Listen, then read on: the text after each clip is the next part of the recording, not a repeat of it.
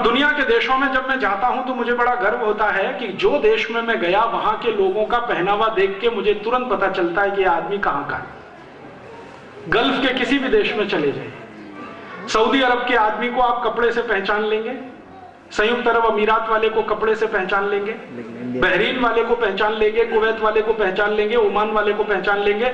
और कई बार तो ऐसा होता है कि पूरे कपड़े देखने की जरूरत नहीं, सिर पर जो स्कार्फ बांधा हुआ है ना, उससे मैं देश बता सकता हूं ये आदमी किस देश का है। ये हिंदुस्तानी विचित्र बंदा है, कहीं भी घूमे यूरोप और अमेरिका में पहचान ही नहीं सकते कि किस देश का है, सरदारों को छोड़कर। हाँ, क्योंकि वो अकेले बचे हुए हैं जिन्होंने अपनी पगड़ी नहीं छोड़ी है, जिन्होंने अपने केश नहीं छोड़े हैं, जिन्होंने अपना कड़ा नहीं छोड़ा है, जिन्होंने अपनी कटार नहीं छोड़ी है। मैं दुनिया में जहां भी जाता हूं सिखों को तुरंत पहचान लेता हूं कि ये पक्का हिंदुस्तानी है। बाकी किसी हिंदू को पहचानना बहुत मुश्किल होता है, क्योंकि 3 पीस सूट और टाई लगा के वो अंग्रेजों का बाप नजर आता है। जो कोई हमारे पोशाक से हमें नहीं पहचान सके तो ऐसी इज्जत और ऐसे सम्मान का क्या करें।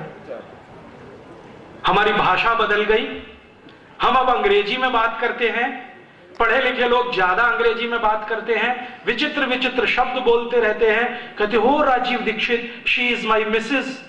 मैं पूछता हूं really she is your missus? क्योंकि मिसेस का मतलब नहीं मालूम।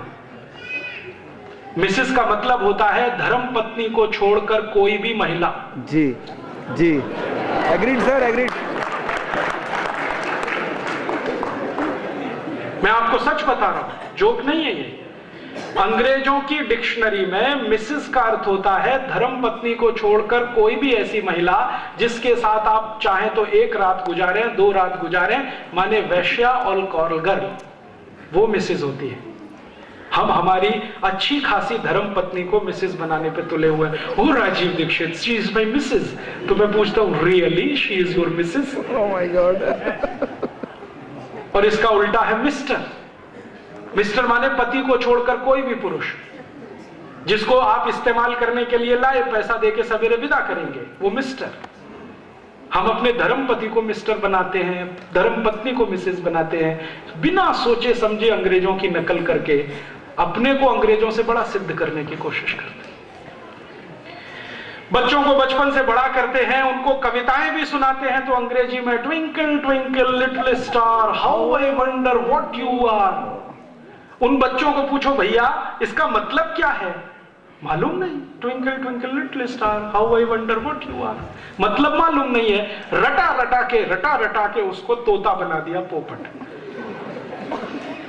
कभी कभी कुछ बच्चे आते हैं, rain rain go away come again another day little baby wants to play. फिर मैं उनसे पूछता हूं मतलब मालूम है इसका क्या? रेन रेन गो अवे माने बारिश तुम चली जाओ, कभी भी मत आओ क्योंकि मुझे खेलना है।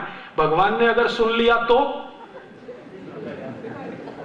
आप बोल रहे हैं रेन रेन गो अवे, बारिश तुम चली जाओ चली जाओ चली जाओ, कभी भी मत आओ। भगवान ने सुन लिया बारिश आएगी नहीं, भूखे मर जाएंगे आप सब। ऐसी उल्टी उल्टी कविताएं क्यों सिखा रहे हैं? Rain rain go away come again another day. तो आप बोलेंगे जी कौन सी कविताएं सुनाएं? क्या पंजाबी में कोई कविता नहीं है, हिंदी में नहीं है, मराठी में नहीं है? मराठी की एक कविता मुझे याद आती है, बता देता हूं। ये रे पाऊसा तुला दे तो पैसा, पैसा जाला खोटा पाऊस आला मोटा। माने बारिश तुम जल्दी जल्दी आओ, जल्दी जल्दी आओ, ज्यादा ज्यादा आओ, मैं तुमको पैसा दूंगा। ऐसी कविता है मराठी की। ऐसी ही होगी कोई पंजाबी में, ऐसी ही होगी हिंदी में, जिसमें बारिश को हम बुला रहे हैं। रेन रेन गो अवे नहीं सिखा रहे हैं, बारिश तुम चली जाओ। हमारा दिमाग पता नहीं कहां चला गया। ऐसी मूर्खता की कविताएं बच्चों को सिखाते हैं, मूर्खता के स्टेटमेंट उनको बताते हैं। बच्चों को बोलना सिखाते हैं, मम्मी बोल, मां मत बोल, मम्मी बोल। मम्मी का मतलब है मरा हुआ, MUMMY, मम्मी माने मरा हुआ। और डैडी, डैडी माने मरे हुए जैसा। और अब और तरक्की हो गई है, अब बोलते हैं डैड, पूरा ही मरा हुआ।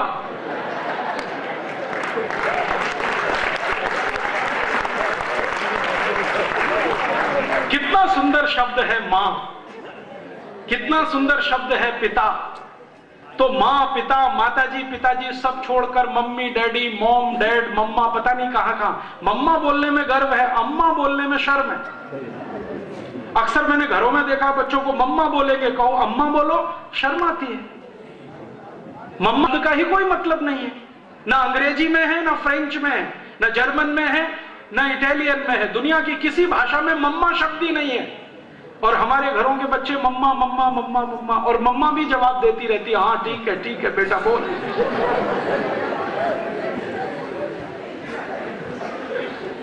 मेरा आपको हाथ जोड़कर विनती है, अपनी पहचान को मत डुबोइए। दुनिया में जिनकी पहचान खत्म हो जाती है उनका सब कुछ खत्म हो जाता है। दुनिया में हर देश अपनी पहचान के लिए लड़ता है, चाहे वो छोटा सा इराक हो या ईरान हो या सऊदी अरब हो या फ्रांस हो या जर्मनी हो या स्वीडन हो या स्विट्जरलैंड हो या डेनमार्क हो।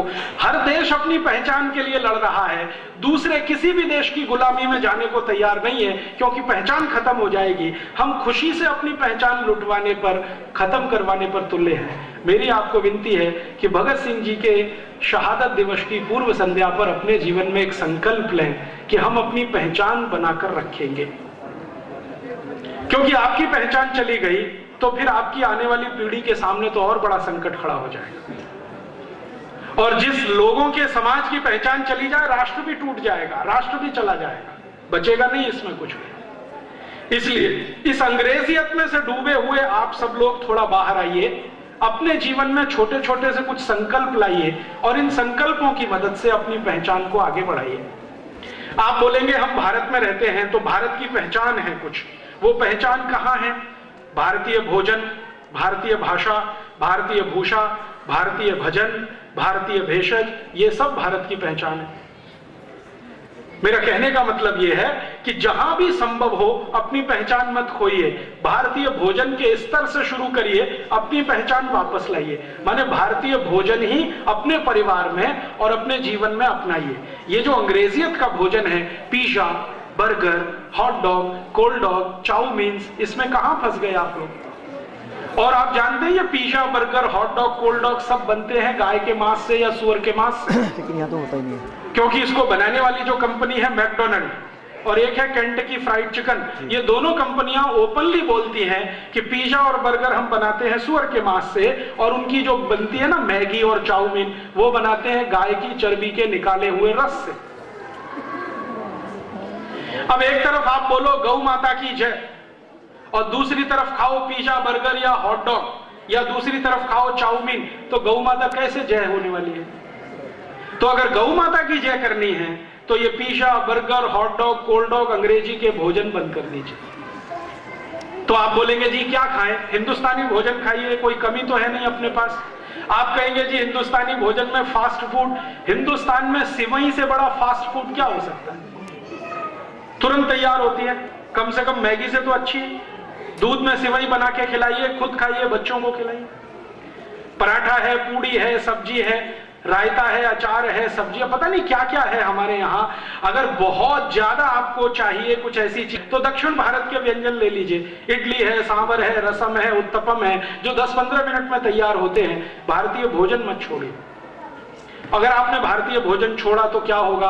अंग्रेजियत का भोजन आपको मुफीद नहीं आएगा, क्योंकि अंग्रेजियत का भोजन उनके हिसाब से है जहां ठंड बहुत पड़ती है, -20 डिग्री सेंटीग्रेड हो जाता है तापमान। वो पिज्जा बर्गर खाएं तो उनको चलेगा। आप यहाँ +20 डिग्री सेंटीग्रेड वाले पिज्जा बर्गर खाएंगे तो कोलेस्ट्रॉल बढ़ेगा, हार्ट अटैक आएगा, डायबिटीज होगी, अर्थराइटिस होगा, वजन बढ़ता ही चला जाएगा।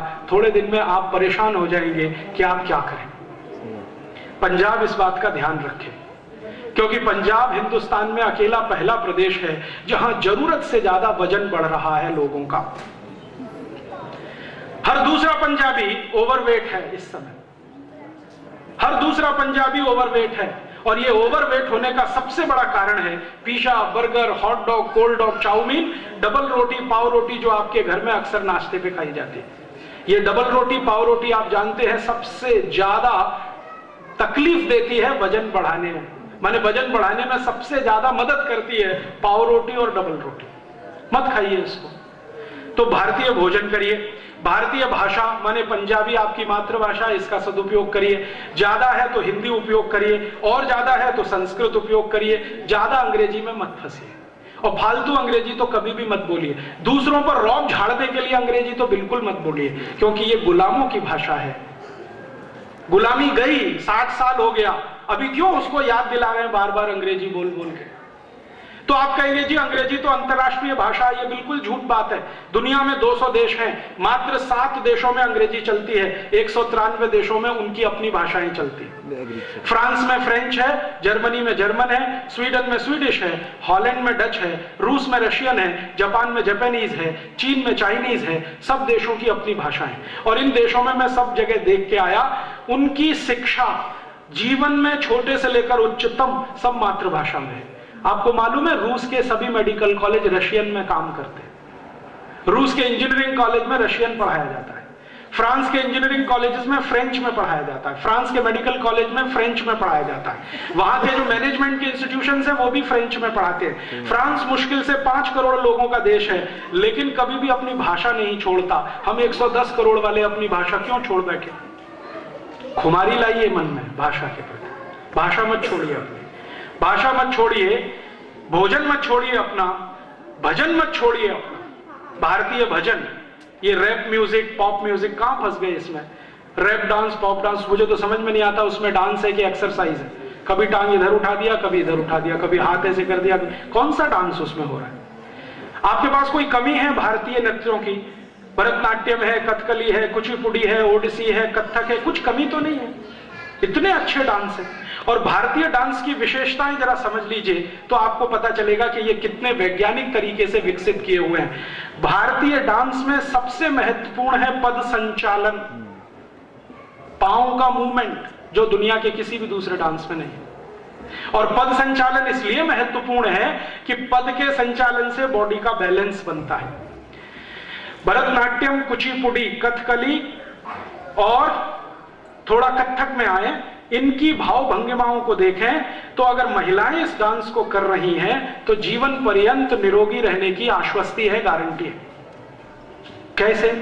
भरतनाट्यम की मुद्रा देख लीजिए, पांव को जिस तरह से रखा जाता है, जिस तरह से हमारे देश की माताएं बहनें भरतनाट्यम में अपने पांव को संचालित करती हैं, एक डॉक्टर होने के नाते मैं आपको कहता हूं, वो सभी माताओं के गर्भाशय को सबसे ज्यादा फ्लेक्सिबल बनाता है पद संचालन। और मां का गर्भ स्थान सबसे महत्वपूर्ण है, क्योंकि उसी में से जीवन आगे बढ़ता है। वो जितना फ्लेक्सिबल होगा, मां की आने वाली संतान उतनी अच्छी होगी। तो सारे डांस का पद संचालन गर्भाशय के मूवमेंट से है। बहुत रिसर्च है इस पर भारत में। यूरोप का पद संचालन तो पता नहीं किस तरह का है, ये अमेरिका का तो और भी विचित्र है।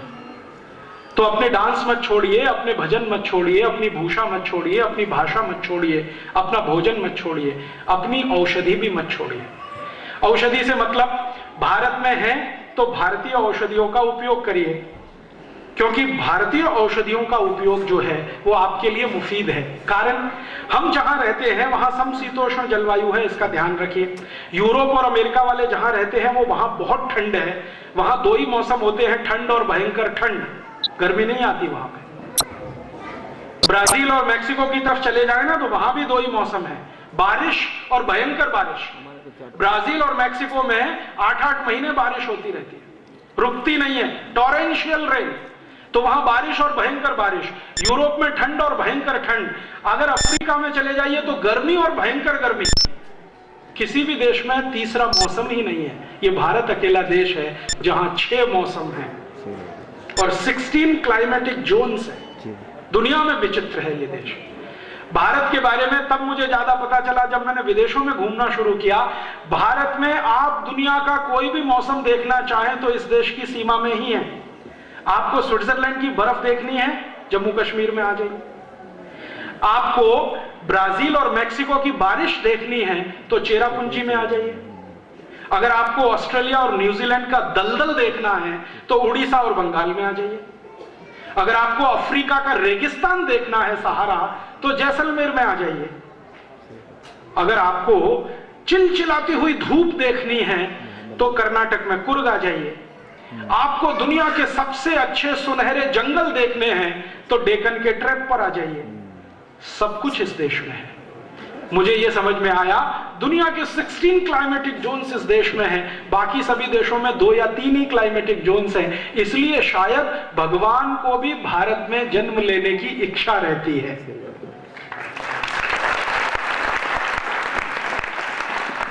आप बड़े भाग्यशाली हैं जो भारत में जन्म मिला है, क्योंकि इस देश में ईश्वर भी जन्म लेने के लिए मनुष्य के रूप में आता है, दुनिया के किसी दूसरे देश में नहीं है। मौसम बहुत ही अद्भुत है। जिस देश का मौसम विशिष्ट है, उस देश के मौसम में होने वाली गतिविधियां भी विशिष्ट हैं। जैसे हम समशीतोष्ण हैं, समशीतोष्ण जलवायु में वायरल और बैक्टीरियल इन्फेक्शन ज्यादा नहीं हो सकता। जहां ठंड बहुत है वहां वायरल और बैक्टीरियल इन्फेक्शन मैक्सिमम होगा। यहां ठंड इतनी नहीं है तो वायरल और बैक्टीरियल इन्फेक्शन सबसे कम होगा। और हमारे यहां तो सूर्य का प्रकाश हर समय उपलब्ध है, 24 घंटे में 12 घंटे सूर्य निकलता है इस देश में। तो वायरस और बैक्टीरिया को मारने का तो सारा काम ये सूर्य करता रहता है। तो आप क्यों ये एंटी वायरल इंजेक्शन लगवाते रहते, एंटी बैक्टीरियल इंजेक्शन ठुकवाते रहते? कभी हेपेटाइटिस बी के नाम पर, कभी हेपेटाइटिस सी के नाम पर, कभी पोलियो के नाम पर, कभी किसी के नाम पर। हमारे पास तो सूर्य ही सबसे बड़ा रक्षक है। हमको तो कोई एंटी बैक्टीरियल और एंटी वायरल वैक्सीन की जरूरत ही नहीं है। भगवान ने ही हमारी सुरक्षा व्यवस्था करके भेजी है। हम अंग्रेजों की नकल कर करके ठुकवा रहे हैं, कभी ये वैक्सीन, कभी वो वैक्सीन, कभी, और उसी में से दुष्परिणाम आ रहे हैं। और वो दुष्परिणाम है कि आपको जिंदगी में जो रोग कभी होने नहीं चाहिए वो 20-20, 25 साल की उम्र में शुरू हो रहे हैं। अभी 25 साल के लड़के लड़कियों को मैं देखता हूं, कार्डियक अरेस्ट हो रहा है, हार्ट अटैक हो रहा है, अर्थराइटिस हो रहा है, घुटनों का दर्द हो गया, कमर का दर्द हो गया। 20-25 साल में ये रोग कहां से आए? क्योंकि आपको जो इंजेक्शन ठोके गए हैं बचपन से, जिनकी आपको जरूरत नहीं है, उनके दुष्परिणाम। तो मेरी आपको विनती है कि भारत में रहते हैं तो भारत की जलवायु को ध्यान में रखकर अपनी चिकित्सा व्यवस्था करिए। तो आप बोलेंगे जी भारत की चिकित्सा व्यवस्था हम तो जानते नहीं है। पढ़ लीजिए, जानने में आ जाएगी। भारत की चिकित्सा व्यवस्था का नाम है आयुर्वेद। यूरोप और अमेरिका की चिकित्सा व्यवस्था का नाम है एलोपैथी। एलोपैथी कोई महान है और आयुर्वेद कोई नीचा है, मैं ये नहीं कह रहा हूं, या आयुर्वेद महान है एलोपैथी नीचे है, वो नहीं कह रहा हूं। भारत के लिए जो सबसे आवश्यक है वो आयुर्वेद है, यूरोप के लिए आवश्यक है वो एलोपैथी है। उनको उनका मुबारक, आप अपना देखिए। तो आप बोलेंगे जी आयुर्वेद का तो अपने को कुछ पता नहीं है। पता कर लीजिए, बहुत आसान है। अभी आयुर्वेद की बहुत सारी पुस्तकें पंजाबी में छप गई हैं, हिंदी में है, मराठी में है, गुजराती में, तमिल में, तेलुगु में, संस्कृत में तो थी ही, अब इन भाषाओं में भी आ गई हैं। तो आप बोलेंगे नाम ही नहीं पता, नाम सुन लीजिए, मैं सुना देता हूं। बहुत अच्छी आयुर्वेद की पुस्तक है जो सब घर में रहनी चाहिए, उसका नाम है अष्टांग हृदयम। पंजाबी में है, हिंदी में है, मराठी में है, तेलुगु में, तमिल में, कन्नड़ में, 21 भाषाओं में इसका अनुवाद हो चुका है। ये घर में रखिए।